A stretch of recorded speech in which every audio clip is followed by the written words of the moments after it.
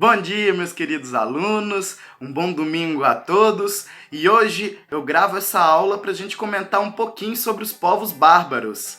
Os povos bárbaros eram os povos que viviam para além das fronteiras do Império Romano. E por que eles eram considerados bárbaros? Bem, porque pelos próprios romanos, eles eram vistos como incivilizados, como pessoas que tinham uma cultura muito rústica, um modo de vida muito rústico. Então a gente pode dizer que os romanos tinham uma perspectiva etnocêntrica ao olhar para esses povos diferenciados. Mas fato é que esses povos, mesmo sendo tão diferentes deles, foram os responsáveis por invadir o Império e também por findar com todo o legado de Roma, né, no século V, a partir do saque, da invasão da própria cidade no ano de 476.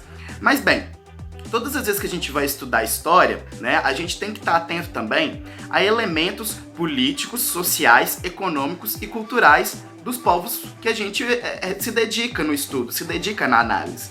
E com relação aos povos bárbaros, a gente pode abstrair o seguinte: a política deles era uma política extremamente militarizada. Eles eram povos muito guerreiros, tá? O rei entre os povos bárbaros era uma figura de comando das tropas militares, do próprio exército bárbaro. Tá? E aí, além do rei, geralmente os povos bárbaros, eles tinham também uma assembleia de guerreiros que auxiliava o rei no comando e na administração de determinada região, tá? Onde esses povos bárbaros venham a viver. Tá? Geralmente esses povos bárbaros também eles são chamados de germânicos e eles são variados. Então nós temos hunos, érolos, vândalos, anglo-saxões, todos eles são povos de origem bárbara, são vistos como bárbaros, tá? Então isso é importante frisar.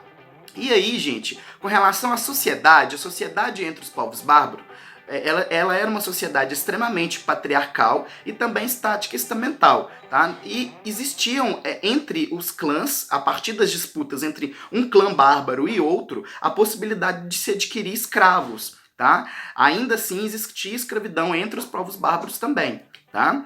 É importante frisar essa questão aí dos clãs, né? Já porque geralmente os povos bárbaros se organizavam dessa forma. O que são os clãs? Os clãs são uniões de famílias, né, famílias bárbaras, né, e essas uniões visavam principalmente proteção, tá? Por que proteção? Porque os ataques, os saques entre um povo bárbaro, entre um clã bárbaro e outro, era algo muito recorrente na época, tá? Então, daí a necessidade de se aliar com um outro clã, com uma outra família e constituir cada vez mais força militar, força bélica para enfrentar determinada ameaça. Com relação à economia bárbara, com relação à sobrevivência que eles possuíam, né, que eles tinham na época, a economia bárbara ela se pauta principalmente pela agricultura. Tá? Os bárbaros eram grandes cultivadores, eles exerciam uma prática aí muito voltada a atividades rurais, a atividades do campo. Então eles plantavam feijão, eles plantavam tremoço, eles plantavam cevada, eles plantavam essencialmente grãos, que eram a base da sua subsistência. Tá? Com relação à religiosidade, à cultura bárbara, a gente observa que eles eram politeístas, ou seja, eles acreditavam em vários deuses. Mas mesmo os romanos sendo essencialmente e extremamente etnocêntricos, a miscigenação foi inevitável, ainda mais depois da queda da própria cidade de Roma. Então, depois que ocorre isso, a gente observa que os costumes bárbaros, os hábitos bárbaros começam a ser incorporados à realidade do ser humano, né, do camarada que vive ali em Roma.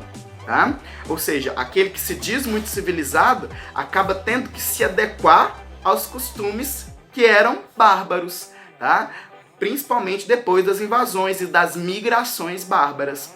Então isso que eu forneci para vocês agora é apenas um panorama geral com relação a esses povos, tá? Porque eles são vários, tá? Então cada um dos povos bárbaros com certeza tem sua particularidade. Só que a gente faz aqui, nesse vídeo, uma análise diacrônica. O que é uma análise diacrônica? É uma análise além do tempo, tentando pensar as características comuns entre um povo e outro. tá? Se você quiser fazer uma análise sincrônica, fique à vontade, pesquise, leia, e é assim que a gente vive e se realiza estudando história.